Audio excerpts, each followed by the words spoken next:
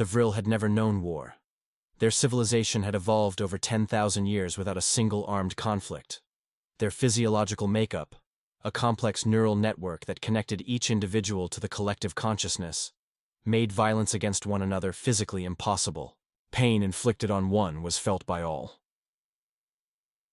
Ambassador Trell stood at the viewport of the diplomatic vessel Harmony, watching Earth grow larger as they approached. His wide, luminous eyes reflected the blue-green marble that housed the newest species, to join the Galactic Council. "Are you certain this is wise?" asked Mira, his second-in-command. Her translucent skin pulsed with concern, sending ripples of blue light through the ship's command center. "The Council voted unanimously," Trell replied. "Humans have achieved interstellar travel. Protocol dictates we welcome them. But the reports are concerning, yes." Trell's skin dimmed slightly. "But all species evolve. The humans have not had global conflict for nearly 50 years. What the Vril didn't understand, couldn't comprehend, was that humanity's peace was not born from biological imperative or evolutionary advantage. It was a fragile construction, built upon treaties and deterrence, alliances and mutual destruction, capabilities." As the Harmony entered Earth orbit, Admiral Jake Wilson received their transmission in the United Earth Defense Headquarters beneath the Rocky Mountains. "First contact, sir," Lieutenant Reed announced, her voice steady despite the historic nature of the moment. Wilson nodded, his weathered face betraying nothing. 40 years in military service had taught him caution above all else. "Inform the, Secretary General, and put the orbital defense grid on standby." "Sir, the alien vessel shows no weapon signatures." Wilson's eyes narrowed. "That's what worries me, Lieutenant." The diplomatic delegation from Earth met the Vril with appropriate ceremony. Secretary General Anna Martinez led the human contingent, flanked by representatives from the world's major powers and, at Wilson's insistence, a discreet security detail. "We welcome you to Earth," Martinez said, extending her hand in the universal gesture of peace. Trell's translator interpreted the gesture, and he mimicked it awkwardly, his six-fingered hand engulfing Martinez's. "The Galactic Council extends greetings," Trell said.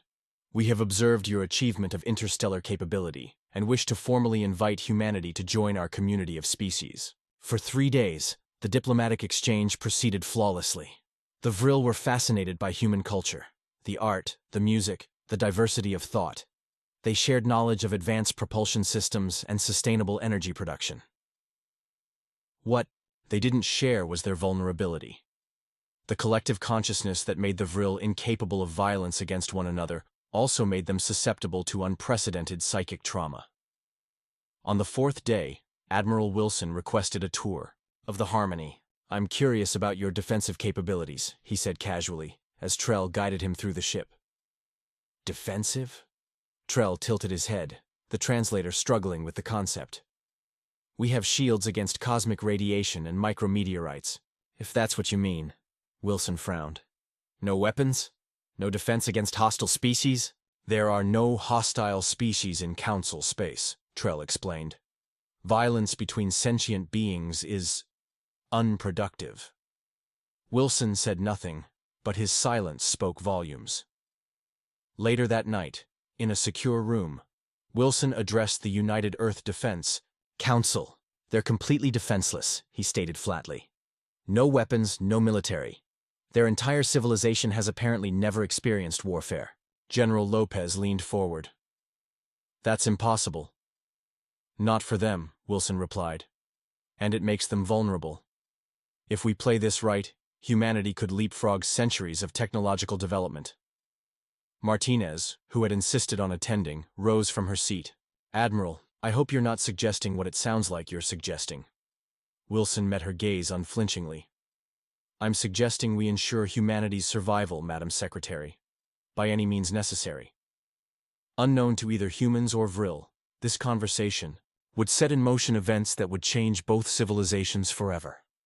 The Vril delegation expanded their visit, establishing a temporary embassy in Geneva. Trell found humans fascinating, their emotional complexity, their creativity born from struggle, their resilience despite their fragmented consciousness. Each human mind was an island, separate from others, yet somehow they built bridges of understanding. Trell's research team cataloged human history, art, and science to share with the council. They were particularly interested in literature, stories of imagined futures and alternate pasts.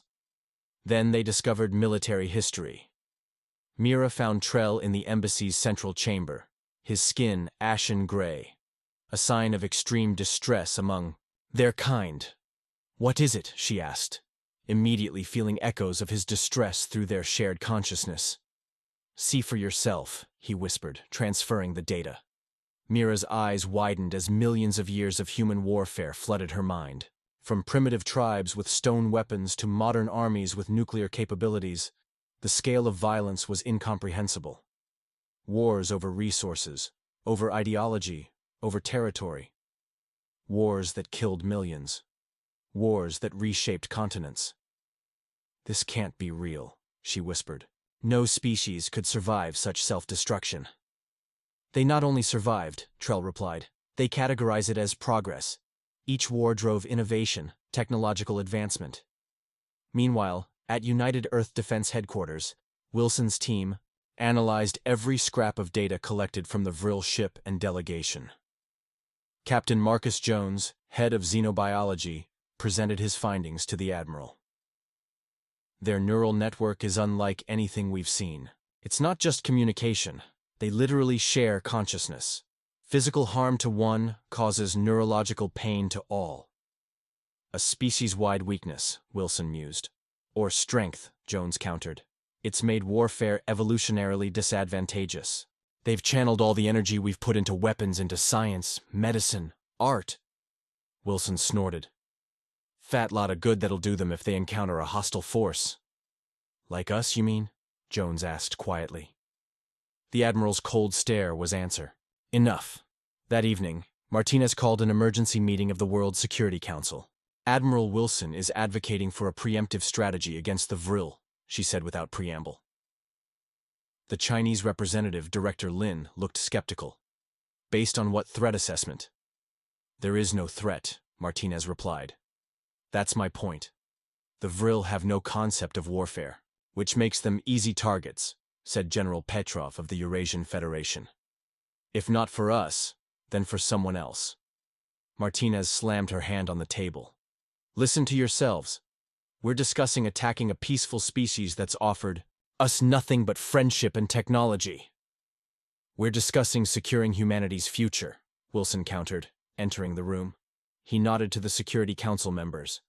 "The Vril are just one of 27 species in this galactic council. What if the others aren't so peaceful? What if they see us as a threat?" "So your solution is to prove them right?" Martinez demanded. Wilson's expression hardened. "My solution is to ensure we have leverage. The Vril technology could advance us by centuries. With their propulsion systems alone, we could establish colonies throughout the galaxy before any potential threats materialize." The room fell silent as the implications sank in. "I won't authorize an attack on a peaceful delegation," Martinez finally said. "You might not have to," Wilson replied. "There are other ways to acquire what we need." As night fell over Geneva, Trell made a difficult decision. The Vril had protocols for first contact, carefully developed over thousands of years. But they had never encountered a species like humans, capable of such creation and destruction. "In equal measure. We need to report to the Council immediately," he told Mira. "Humans are not ready. The data transfer will take hours from this distance," she warned. "Then we begin now," Trell said, "and we prepare to leave." But as the Vril initiated their subspace transmission to the Council, human monitoring systems detected the energy surge. In the mountain bunker, alarms blared. "They're transmitting something massive," Lieutenant Reed reported. Wilson moved quickly to her console. "Content? Encrypted. But the transmission is aimed at a point 600 light-years from Earth." Wilson's expression darkened. "Shut it down." Reed looked up in shock. "Sir, that would require—" "I know what it requires, Lieutenant. Shut it down." The order went out. In stations around the world, human operatives moved into position. The Vril were about to learn firsthand what humans were capable of. The embassy went dark at precisely 0300 hours. Trell felt the connection sever like a physical wound, a sudden void where the hum of shared consciousness should be. Around him, the other Vril froze in confusion and mounting panic. Dampening field. gasped Mira, her skin fading to dull gray. They've isolated us from the collective. For the Vril, this was worse than physical torture. Their entire neural structure depended on the constant flow of shared consciousness. Without it, their minds began to fragment, primitive individual survival instincts surging to the surface. Then came the humans. They moved with practiced efficiency, black-clad figures wearing neural scramblers that disrupted the Vril's attempts to establish even local consciousness sharing. Trell recognized the technology immediately. It was based on principles they had freely shared with the humans just days before. "Please," he managed, his translator struggling as his thoughts scattered. "Why?" The strike team leader, Major Tom, Reed, Lieutenant Reed's brother, ignored him, directing his team to secure the embassy's communications center and research archives. "All data storage devices, all samples, all technology," he ordered. "Everything goes back to base." In Washington, Secretary General Martinez was awakened by her security detail. "What's happened?" she demanded, instantly alert.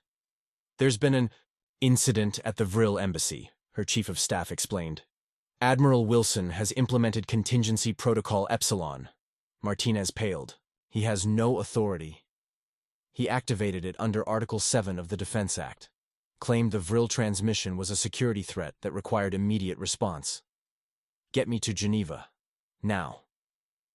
But by the time Martinez's hypersonic transport touched down 6 hours later, the operation was complete. The Vril embassy stood empty, its occupants and all their technology removed to a secure facility beneath the Alps. Admiral Wilson met her on the tarmac, impassive in his dress uniform. "You've started a war," Martinez said, not bothering with formalities. "I've secured humanity's future," Wilson replied. The Vril were transmitting detailed information about Earth's defenses, population centers, and resource distributions to unknown coordinates. "That's impossible. They're peaceful." "They appear peaceful," Wilson corrected. "We have only their word for the nature of this galactic council. For all we know, they're an advanced scouting party." Martinez studied him carefully. "You don't believe that?" "You saw an opportunity and took it." Wilson didn't deny it. "The technology we've already extracted will advance our development by decades, possibly centuries. Imagine what we could accomplish with their full cooperation." "Cooperation? You've taken them hostage. I've established a negotiating position." In the Alpine facility, Trell and his team struggled to adapt to their isolated state. The humans had provided a device that allowed limited local consciousness sharing, enough to prevent complete psychological breakdown, but not enough to coordinate complex thoughts or actions.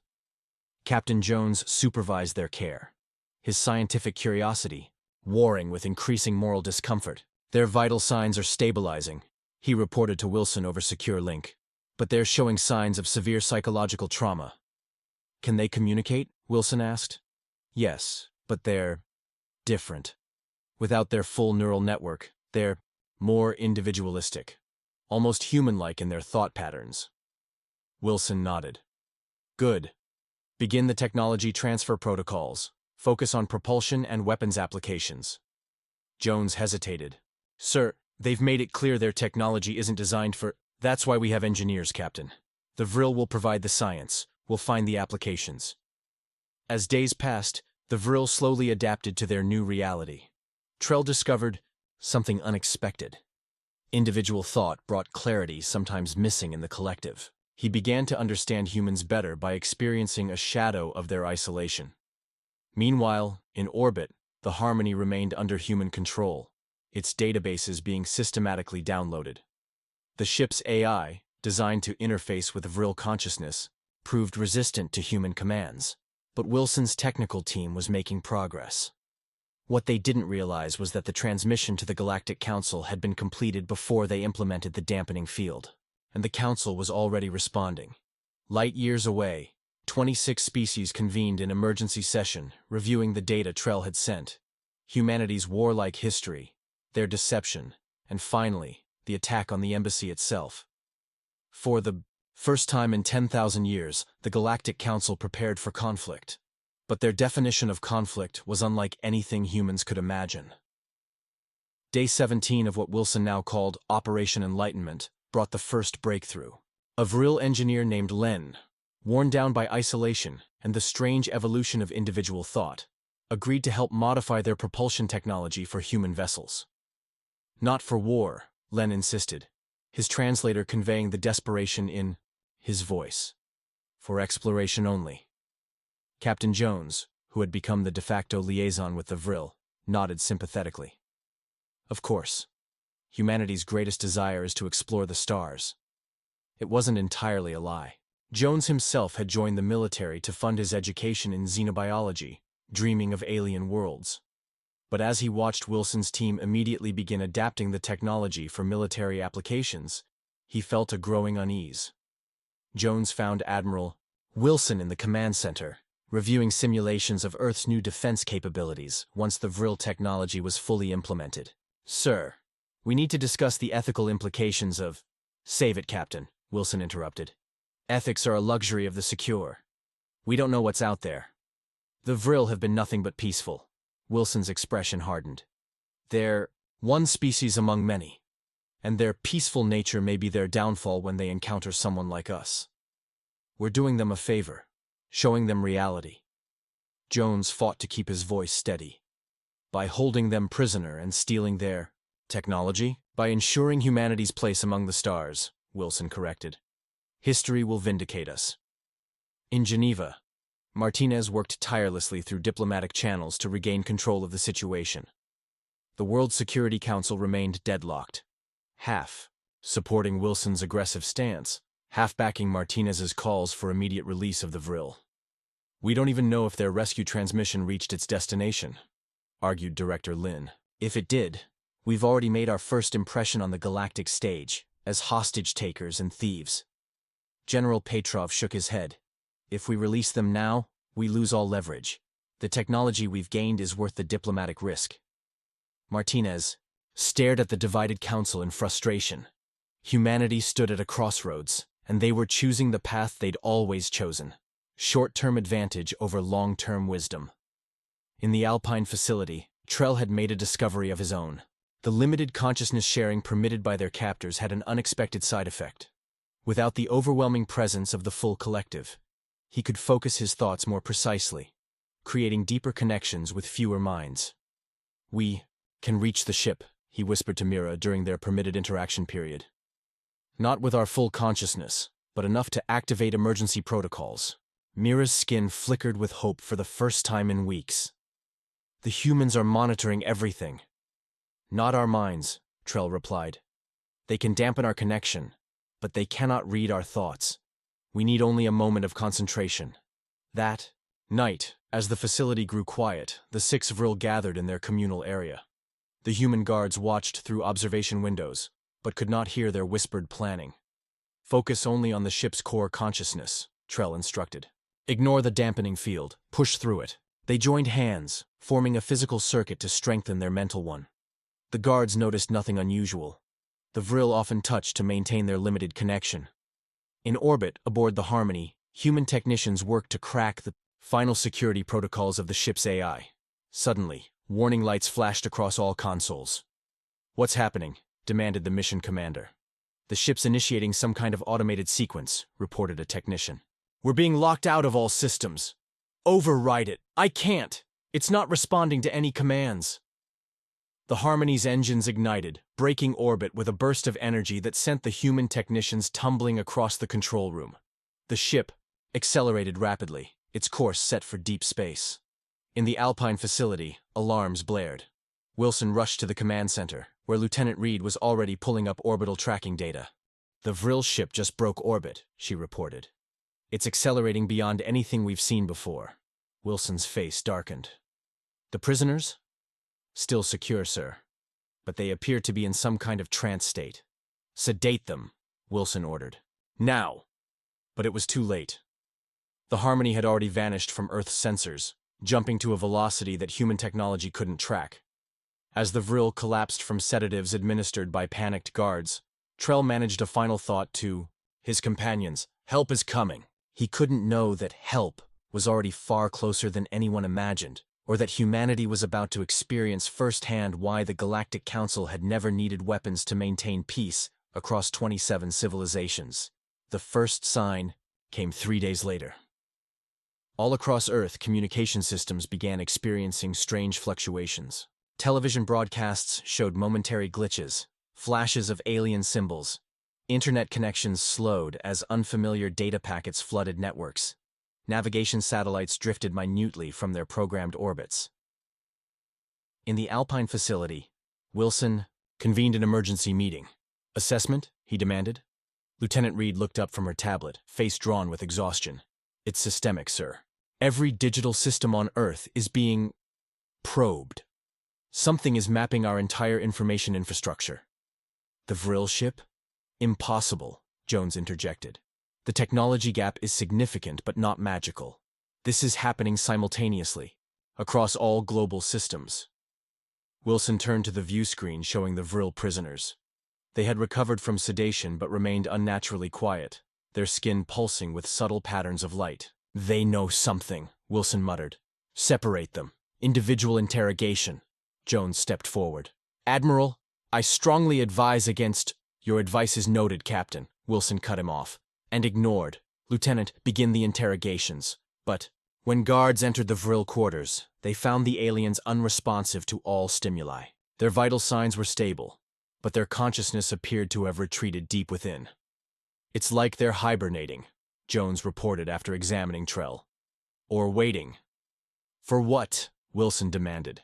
The answer came that evening, as Martinez addressed an emergency session of the United Nations. Mid-speech, every screen in the assembly hall flickered, then displayed a single symbol, a spiral of interconnected nodes that pulsed with gentle light. Simultaneously, in every home, on every device, on every continent, the same symbol appeared. Seconds later, it was replaced by words in perfect local languages.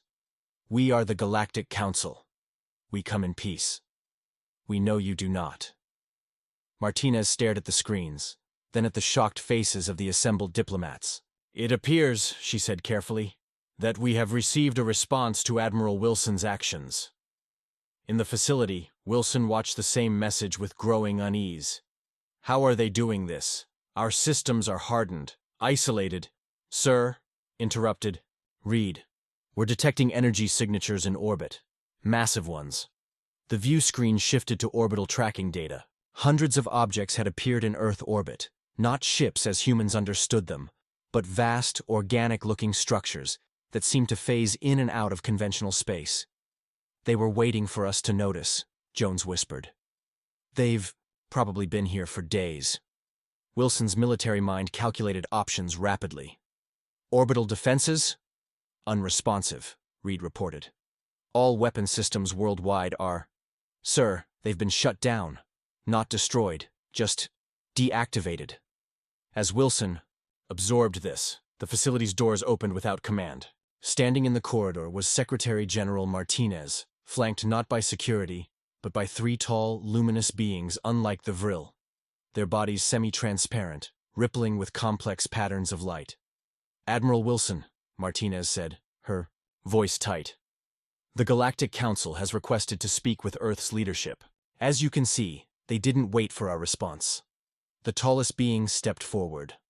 Unlike the Vril, it spoke directly, its voice resonating not through air, but seemingly within the minds of all present. "We have reviewed the data provided by Ambassador Trell," it said. "We have also reviewed your species' history, accessed through your information networks." Wilson stepped forward. "You invaded our systems." "We observed them," the being corrected. "Just as we have observed your treatment of the Vril delegation. Just as we now observe your thoughts, Admiral Wilson. Your fear. Your calculation of how to turn this situation to your advantage." Wilson fell silent, disturbed by the implication that his very thoughts were transparent to these beings. "The Council does not interfere with developing species," the being continued. "But neither do we permit harm to Council members. The Vril are under our protection." Martinez spoke carefully. "We apologize for the actions taken against the delegation. They were not authorized by Earth's legitimate government." "We know," the being replied simply. "We have reviewed all relevant decision chains. Admiral Wilson acted from fear and opportunism. Others supported him from similar motives." Wilson bristled. "I acted to protect humanity from a threat that did not exist," the being stated. until you created it. As if on cue, the Vril prisoners entered the room, no longer restrained. Trell approached Wilson without fear. "We came in friendship," he said softly. "We still do. The Council has reviewed all that has happened and has reached a decision regarding humanity." Wilson tensed, expecting the worst. But Trell simply placed a six-fingered hand on the Admiral's shoulder. "You will be shown what war truly means," he said. "Not as you understand it, but as we do." Before Wilson could respond, his mind exploded with visions, not of violence, but of its consequences. Every death, every wound, every tear shed in every human conflict throughout history, experienced not as statistics, but as personal agony. The collective suffering of billions, compressed into seconds of pure empathic understanding. Wilson fell to his knees, gasping, and he was not alone. Across the planet, humanity experienced the same vision. For 7.8 seconds, precisely the time it took light to travel from Earth to the Moon and back, every human being capable of consciousness shared a single experience. The true cost of warfare, felt not intellectually, but viscerally. A farmer in rural China collapsed in his field, weeping for soldiers who had died centuries before his birth. Children in Manhattan stopped their play, momentarily understanding loss no child should comprehend. In Moscow, Lagos, Sydney, and thousands of other cities, the rhythm of human activity faltered as billions of minds briefly touched the collective memory of pain their species had inflicted upon itself. Then, as suddenly as it began, the vision ended. In the Alpine facility, Wilson remained on his knees, shaking. Around him, soldiers and scientists alike struggled to regain composure.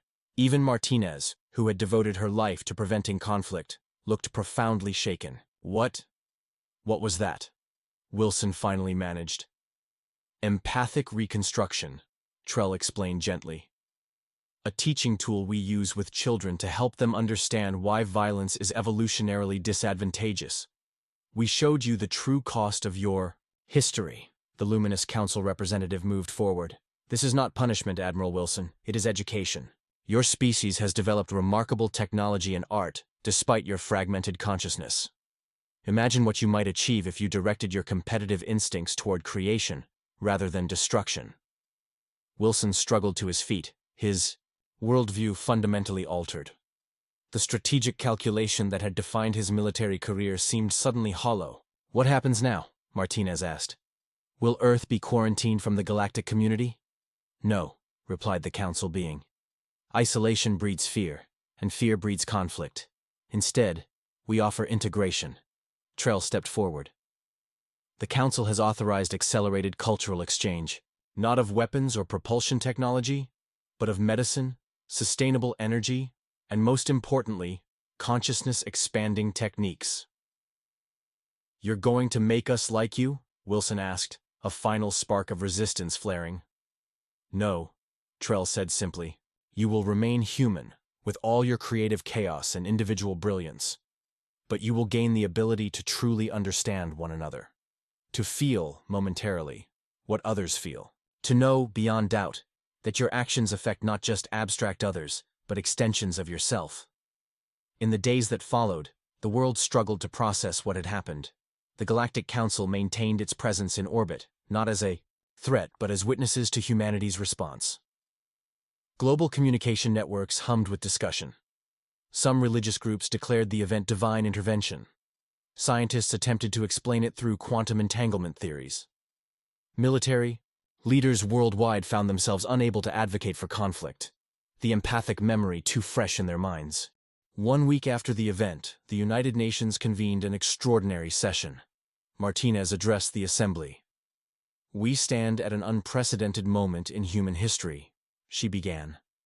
"For the first time, we have been shown, all of us, simultaneously, the true cost of our most destructive instinct. The question before us is simple.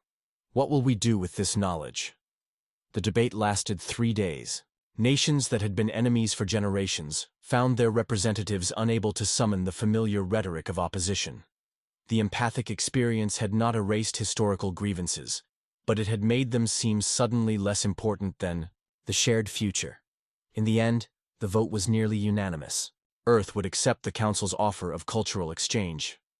In the Alpine facility, now converted to the First Galactic Embassy, Wilson met with Trell one final time before the Admiral's reassignment to a new role overseeing scientific cooperation. "I still don't understand," Wilson admitted.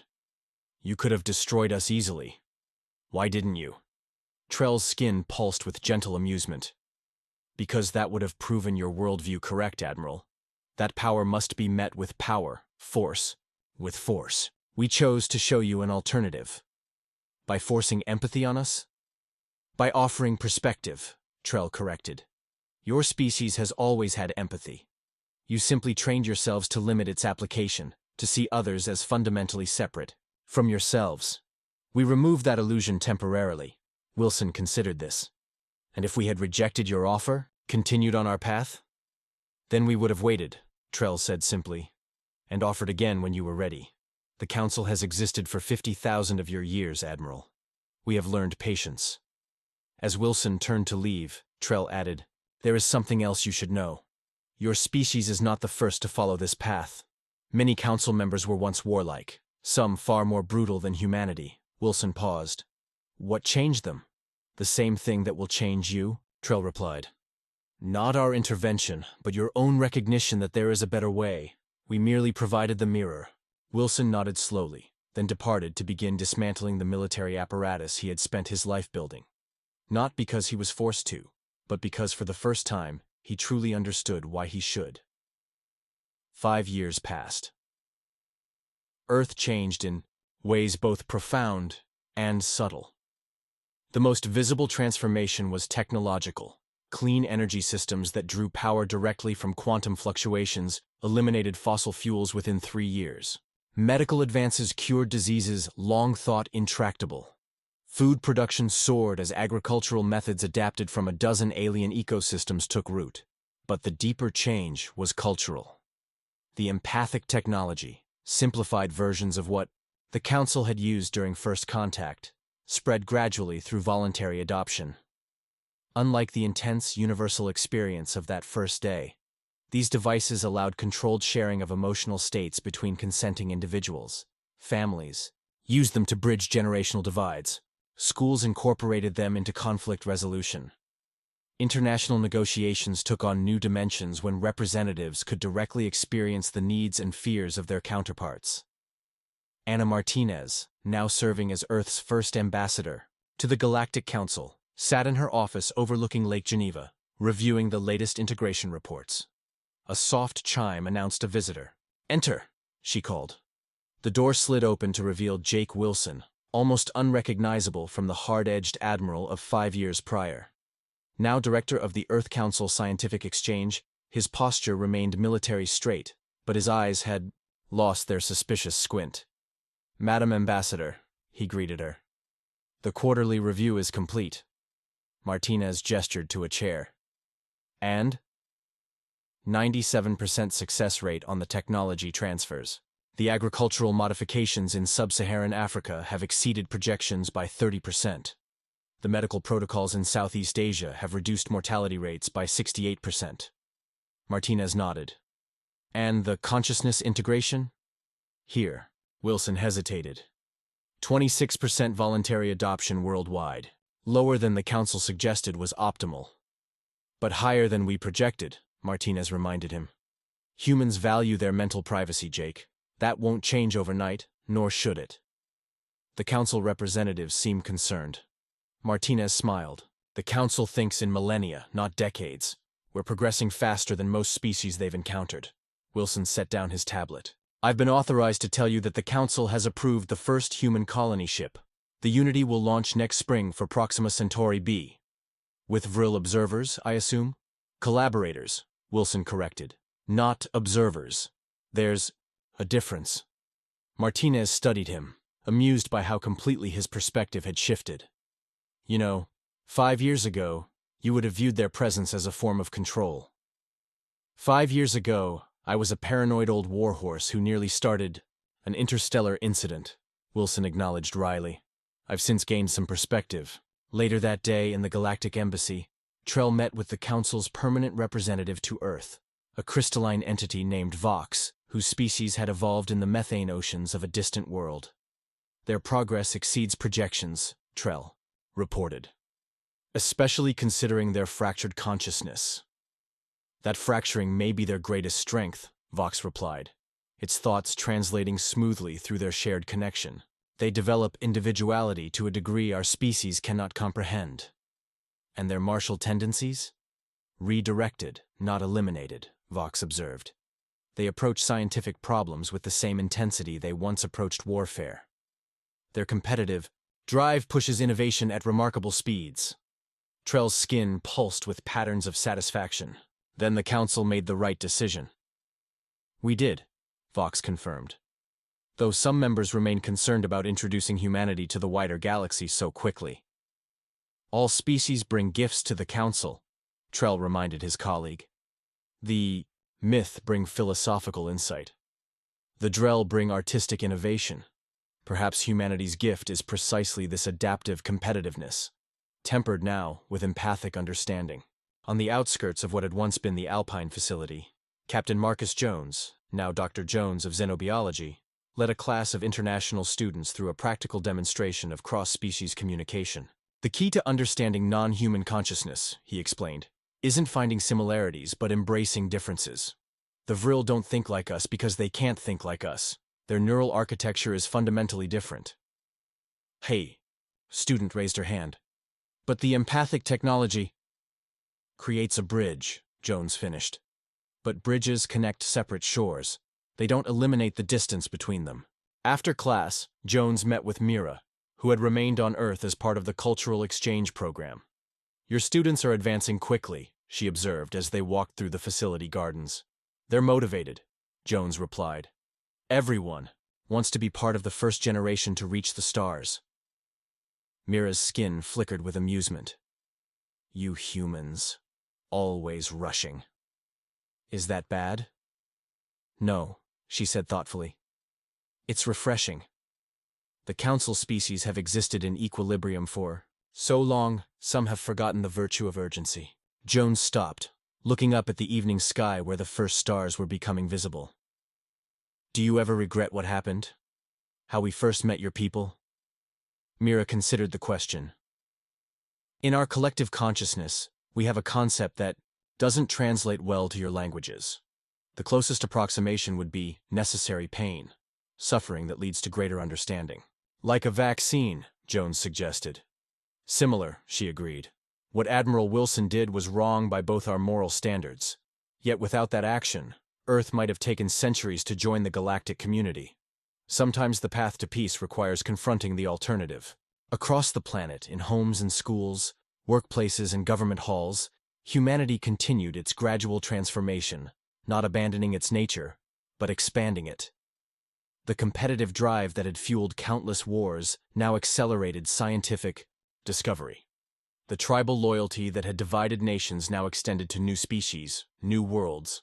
And in orbit, the Galactic Council observation post recorded it all, transmitting data to 26 civilizations watching with interest as the youngest member of their community took its first steps toward the stars.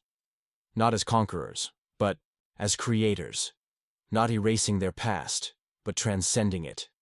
Not forced into peace, but choosing it in an instant when shown the alternative.